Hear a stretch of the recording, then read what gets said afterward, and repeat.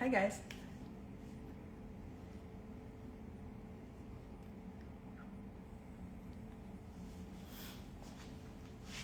Hi, everyone. Hi. Hey, hey, Bronx girl. How you doing? I'm gonna just give everyone a second to get on. How you guys doing? Hi, Michelle. How are you? Hi. Happy Tuesday. It is Tuesday, right? Yeah, it's Tuesday. Hi, guys. Hey, Raven. How are you, sweetheart? I'll just wait another little bit before we get started. I'll also give Abbie a little time to get on. I haven't been live in so long, you guys, that I almost forgot how to do it.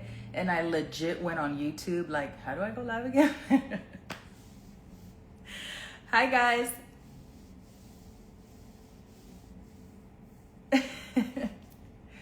I'm super excited.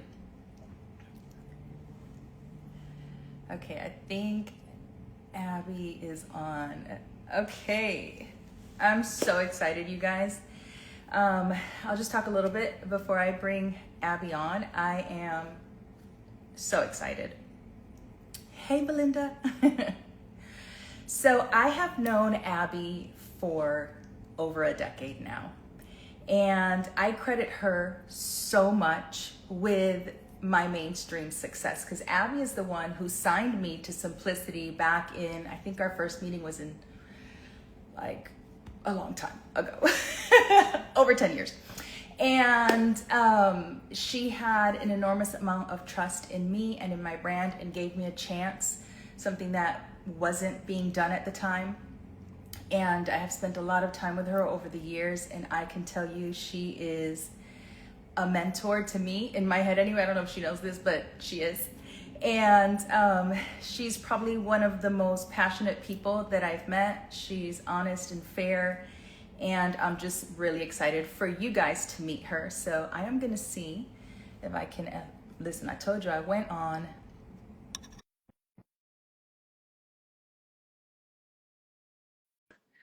So we'll give her a second.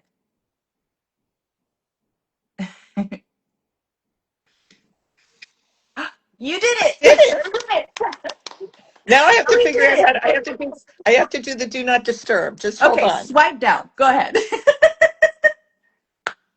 We had a little run through yesterday. We're Yes, good. I'm good. Thank you. Okay. Bravo to the team. I listen. I have notes. I had to write down my questions because I already knew. I'm just so excited, and I'm actually a little nervous, even though I've like known you for like over 10 years. But before we get started, Abbie, I need you to confirm two questions that we are getting asked. One, will paper patterns still continue? We are going to have paper patterns as long as I am alive. And will everyone who previously purchased patterns prior to this whole transition, will they remain able to get access to their PDF patterns? Yes, we know there are issues currently with the PDF patterns. We know that there are problems with the library. We will solve the problem, and no matter what, you will get your PDFs back. It's a problem that has occurred due to the fact that um, in a bankruptcy, things are sold in a totally different way than any other time during a merger or acquisition, and we only received the assets. We did not receive the server where all the PDFs are held. So we have spent the whole weekend working on this, and I am sure that it will be solved. It will be fine at some point. Just bear with us. We're working on Yes. it. Okay, so I have some questions for you, Abbie. So the first one is, and I mentioned this when I did my video, is your first job right out of college was working for Simplicity, writing instructions. Do you remember the first pattern you wrote instructions for? The summer that I started in 1983 was the summer of the strap. So at the time when you were a writer, um, you became good at something. So every pattern that had a strap on the back of the dress, I wrote. I wrote that summer. I remember that the changeover of people constantly was amazing. There was probably at the time maybe 20 or 30 writers, and people would come in and out all the time. And legitimately in March, I got my first gunny sack number to write. So I started in June and this was March. And I knew that once you got a gunny sack number, you were there for life. And I was like, I don't want to be a writer the rest of, although it's a great job and you have to be amazingly talented. I talked too much. And so I was like, once I got a gunny sack number, I knew it was time that I had to move on. Got it. It's funny. I told Brittany, I said, I bet you she remembers. Unlike Deb Kryling, who used to work here, who would remember the exact number that she Of wrote, course. I only knew that it had a strap on the back. There was, I think, and at the time they would bring you down to the pattern room and discuss how you were going to put the strap on. And every time you would go down, there would be a new description on how to put the straps on. So it was quite interesting. So I know your mom was a seamstress and she taught sewing for many, many years. Is she the one who taught you to sew? Yes, my mother was a home ec teacher and taught sewing for 45 years.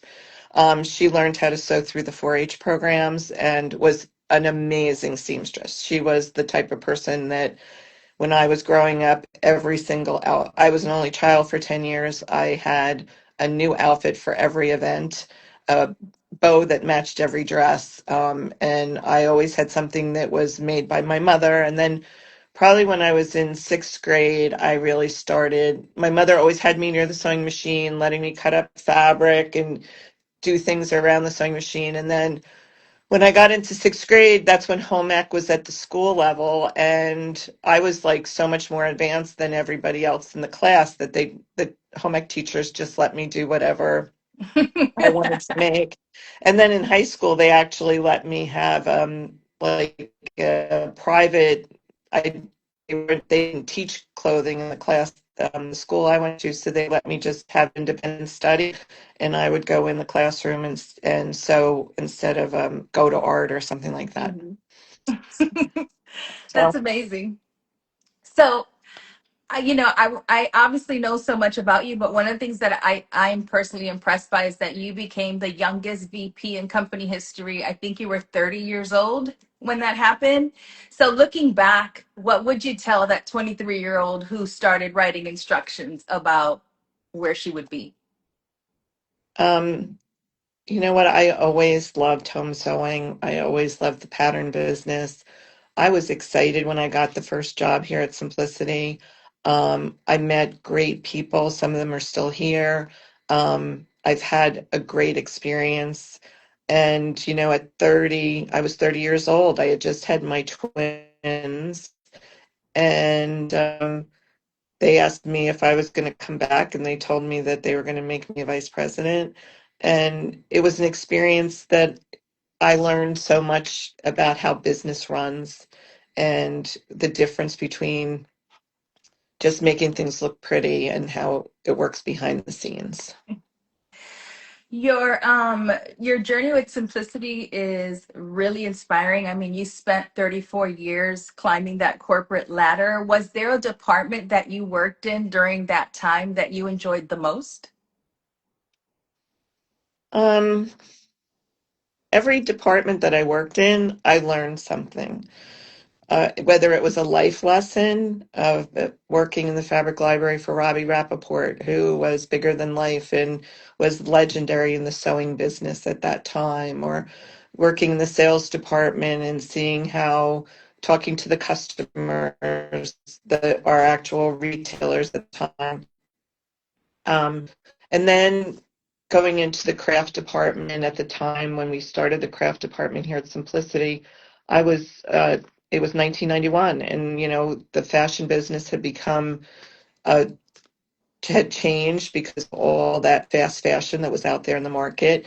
and people were really starting to craft more in the stuffed bunny, and that's really where I became more involved in actually the pattern making and how the designs get put in the line and understanding the merchandising of how we plan everything out. And then when we were sold a couple of times, I went through presentations with prospective new owners. And at one point, I ended up working with Strategic Industries. And at that point, there were two men who were running the business who really helped make me a better manager, a general manager, and really taught me the behind the scenes of the business world. And those were always things that I was really scared about. Like I used to always say, I don't do math. I don't do numbers. I'm much more creative. And they taught me how to do numbers. And if I don't do the numbers, I have a really strong person behind me that does do the numbers. That's a shout out to Terry Holbrook. Definitely. So, you spent 34 years with Simplicity and when Wilton sold to CSS, and I've been along for so many of these sort of changes and transitions. You decided to retire. You wanted to spend more time with your family, and you had put in a good 34. That's a long time with one company. And after you retired in 2020 during COVID, I got a call from the president at the time of Design Group Americas, and he wanted to meet with me because he had just acquired this company and didn't really know what was happening with this pattern business and asked me what I thought he needed. And I said, "You need Abbie Small." And after that conversation, because I told him there's nobody who knows this business better or who has more experience than Abbie. After he called you, what did he say? Or was there something you personally felt was unfinished business that brought you out of retirement? I would say he was a great salesman. He He was. told me, and it was COVID, and it was nobody was doing anything then, right? I had never thought I would go back to work at another job. Like it was never that I was going to go find. It was COVID. Things changed. I wasn't going to have to commute into the city 5 days a week. We were learning how to work more virtual. There were a lot of benefits at the point that made it easier for me to jump back into the swimming pool of work. And so it was more COVID and sitting around and you know what, this is something that I can do. I've done it before and I was ready. And of course, you didn't make it easier for me either because you kept on calling me and telling me that you needed me to come back. So I was let's trying to put the save facts on it. the table here. There have been so many changes. There have been a lot of conversations around what has happened since the bankruptcy was made public. What was the difference about this bankruptcy versus previous acquisitions that maybe the people in the community don't fully understand? And is that right? The reason you keep referring to it as a 200-year-old startup?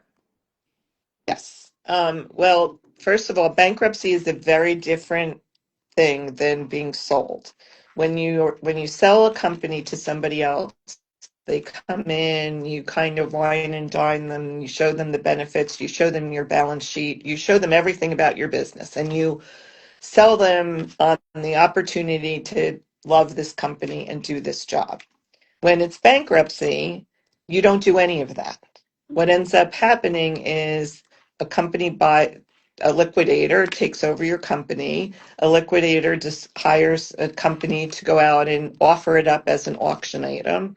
Nobody really learns anything about the inner workings of the company or what they're buying, unless they ask the question. So, in the ironic thing for me was having been part of a sale of this company so many times to see that this was being done in a totally different way. It never occurred to me until probably late in August that there was a chance that the liquidator would decide that we would not go forward, that it would be they would make more money selling our assets, selling our current product, the inventory that we have, and not move forward with the brands and the business the way we know it today. Which was a really scary thought for us. So, was that sort of the moment where you felt you wanted to step in? Yes, that would be when I realized that the business was not going to move forward and that there was a very good chance that the liquidation would occur and the brands would be sold. And you saved the day. I wanted to know, what are maybe some of the freedoms or challenges that you are now currently facing without the backing of a huge corporation? Well, right now, I would say there are a lot of challenges because one of the things that people don't understand with this kind of an asset purchase, which is what we did, we purchased the assets of the company. None of the back end systems came with this. Those assets were part of DGA. So the shipping methods, the transportation methods, the inventory controls, the ERP systems, the all of our servers were intermingled with a much larger company. And once you have all that kind of intermingling, want to they don't want to separate it because it costs them money. So we're kind of rebuilding all of our systems, which will be better for us in the long run. It's going to be a very painful, probably 4 months for us. Um, right down from the website has to have a new back end built. It has to have new shipping methods.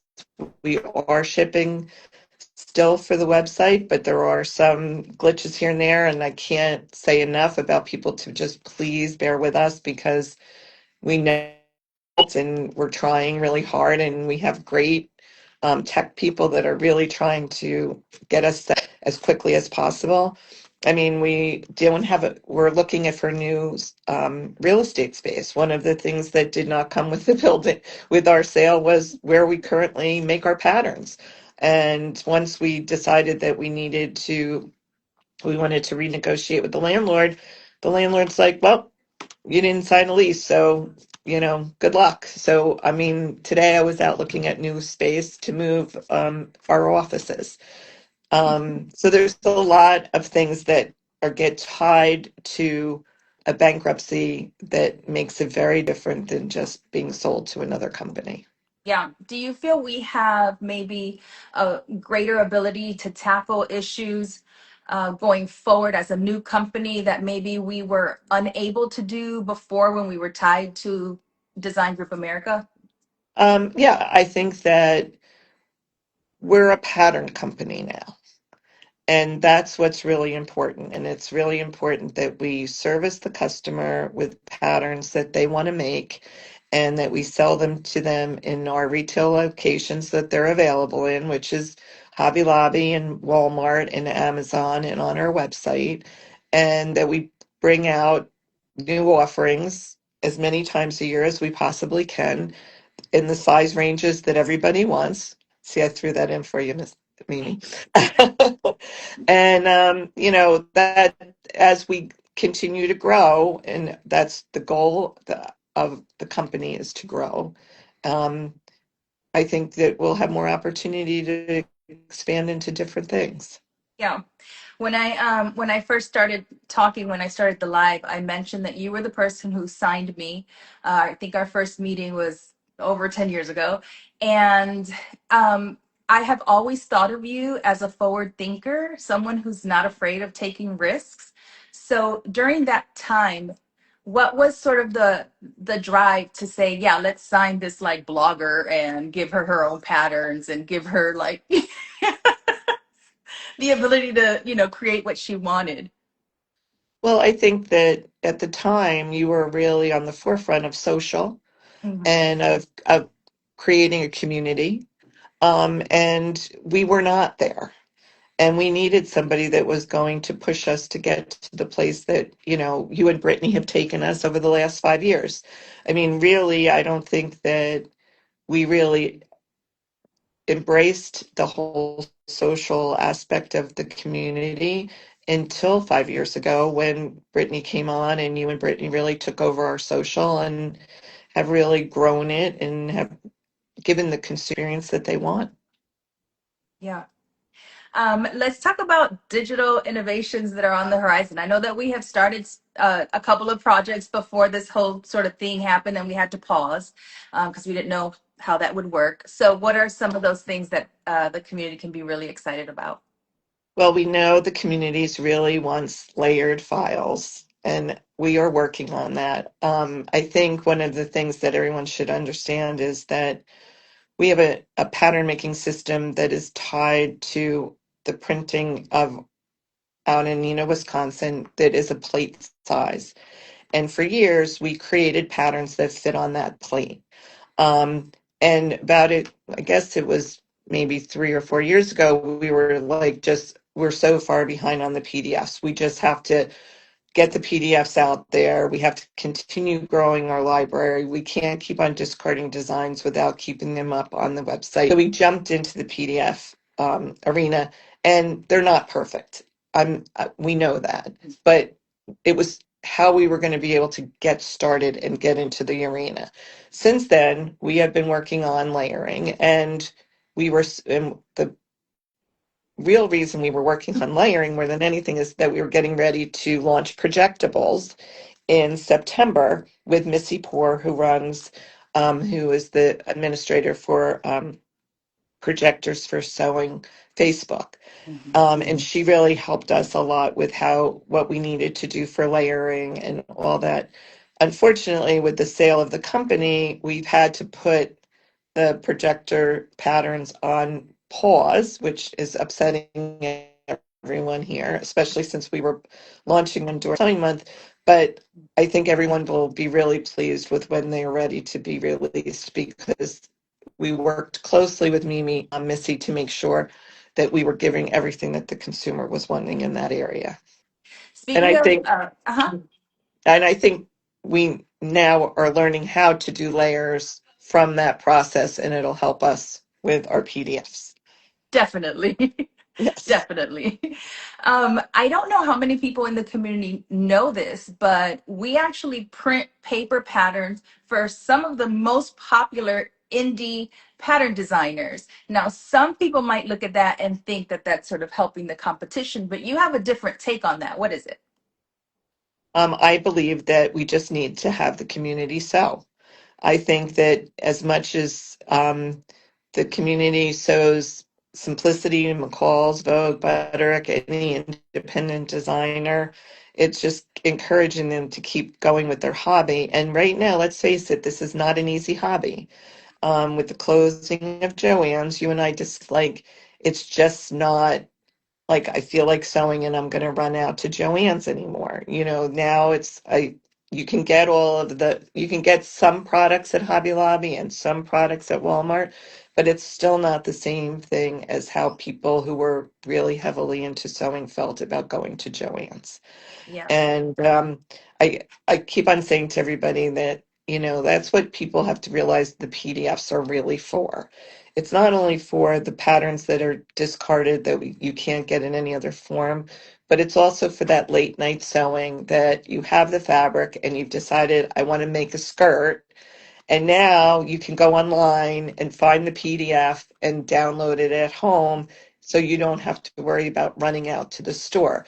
You can always get the paper and wait a couple of days for it to be shipped to you or something like that. But the PDF's really the bridge being able to run out to the store. Yeah.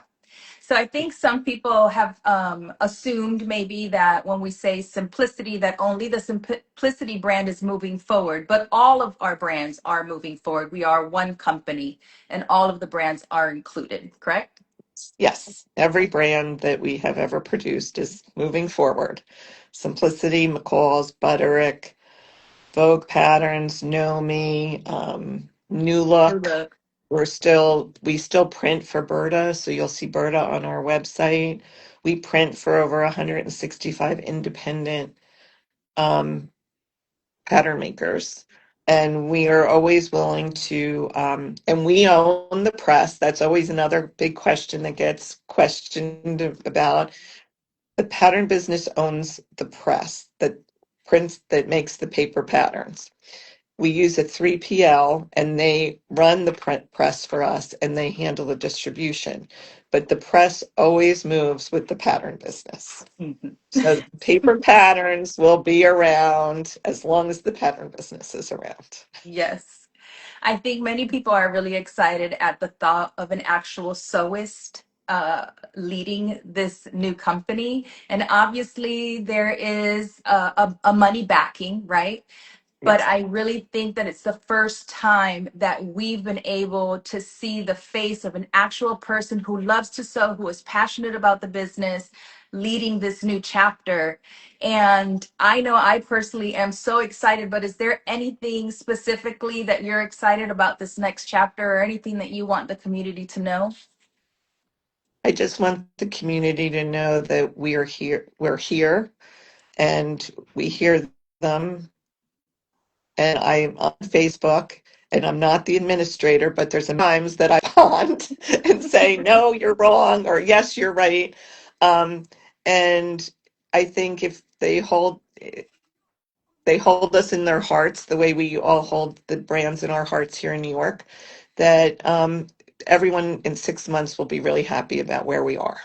It's just going to be a little bumpy on the way. Yeah, just a little bit. So at the end of the day, because you are a sewist, I'm going to ask you some questions that I think all sewists can probably relate to. So, what's your biggest sewing pet peeve? Gathering. Yeah, I think that's that and stay stitching. Do you remember your very first sewing project? I think it might have been a pair of white polyester bell-bottom pants with an elastic waist and a navy shirt that had a very hard smock with a um, squared corners, which weren't that great. But my mother was a big believer in not starting, like making what you wanted to make, not what was easy. So Ah. even in all of her sewing classes, she always let whoever was in her class make what they wanted to make, and she helped them get through it, not start with a beginner project. So she did the same with me. You know what? And I do have to say one other thing is that my mother made every one of my prom dresses, or I made one of my prom dresses. And every single time I was leaving the house and there was a button still being sewn, a hem still being made. There was something still going on with every dress that I ever wore to any event like that. So when I got married, I told my mother we are buying a store-bought dress because we are not going to be sewing stuff on it as I'm walking out the door. So it was the first store-bought gown I ever owned was the day I got married because I was Wow. insisting that we weren't going to be sewing buttons onto something as I was walking out the door. Now, I have seen pictures, and I mean, when I say that you sew, I need people to understand. Like, I have seen pictures of like couture, like level christening gowns and things that you have made that are, I mean, amazing. So when I say you sew, you really sew. Like, Yes, yeah. If bound you could, buttonholes. if you I could do bound only sew with buttonholes. one fabric for the rest of your life, what would it be? Shantung, Oh, silk really? shantung. Yeah, Okay. Okay. yep. So, do you sew late at night or early in the morning? Well, I'm one of those people that when I start a project, it's like I'm almost phobic about it. So it's an all Yes. day, all night, never stop until it's done kind of thing. Yes.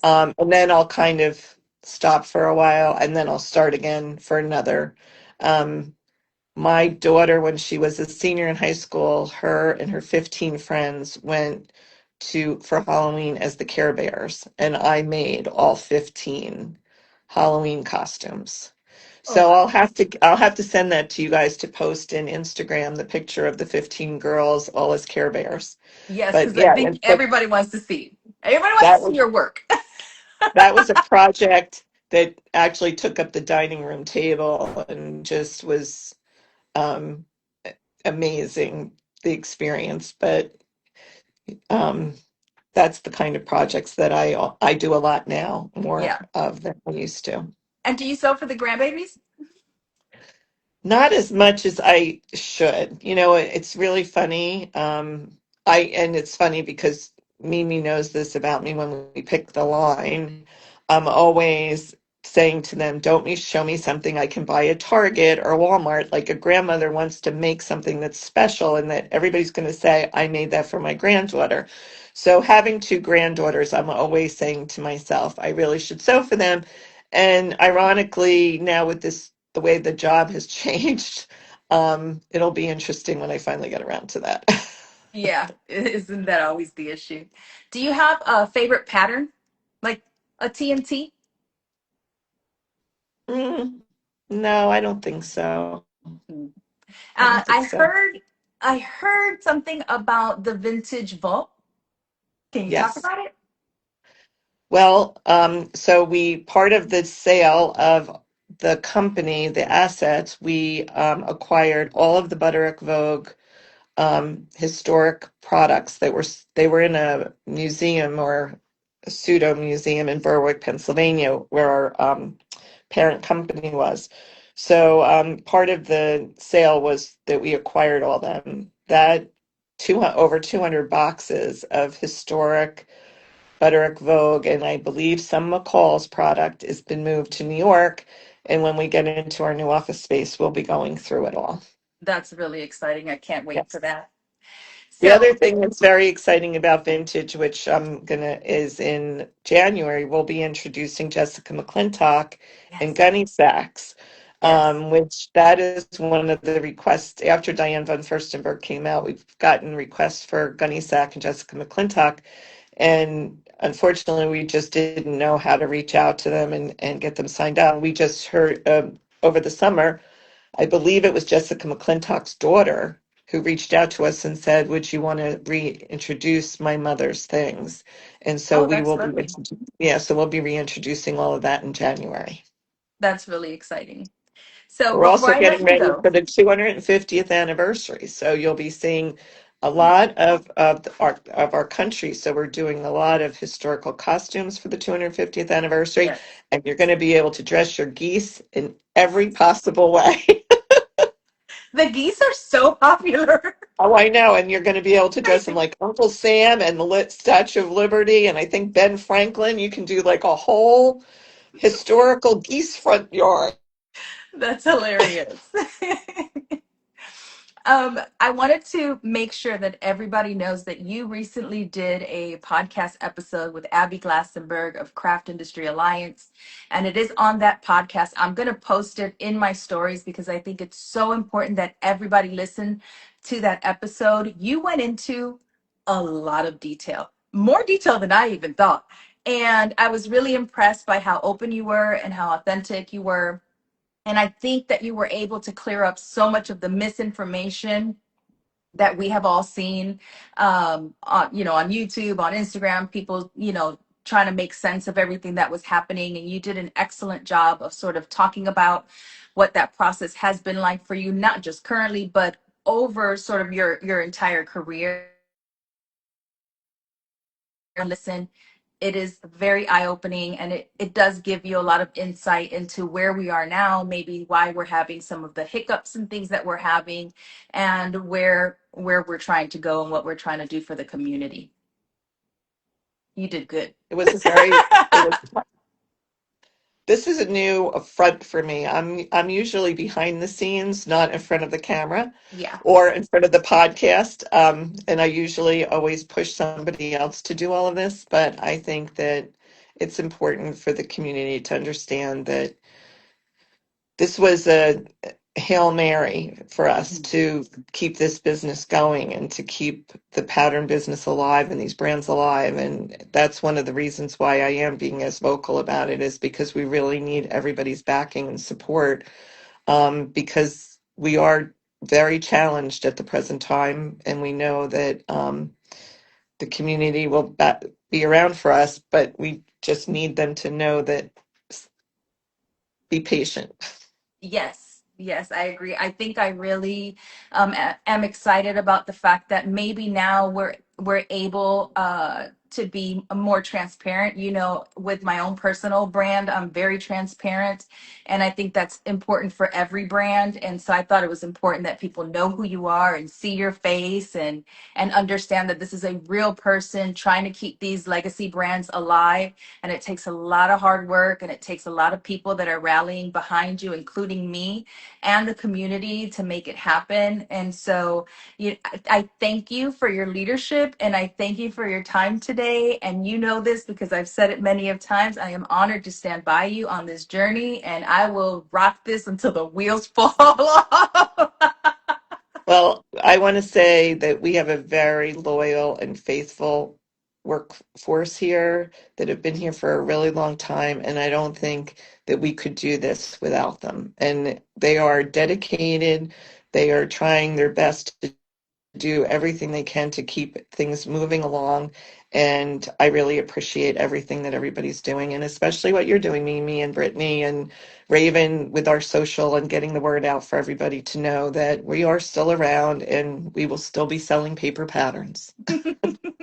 Thank you so much, Abby. I know everybody's going to be really excited to hear from you, and I thank you again. Thank you guys for watching, and I will try and answer as many questions as I can. But I'm going to link to that podcast episode. I think that Abby did an amazing job of sort of clearing a lot up and giving us sort of like an inside look at how this all came about. So thank you guys so much for watching. Until the next time, peace. Okay, bye. Bye.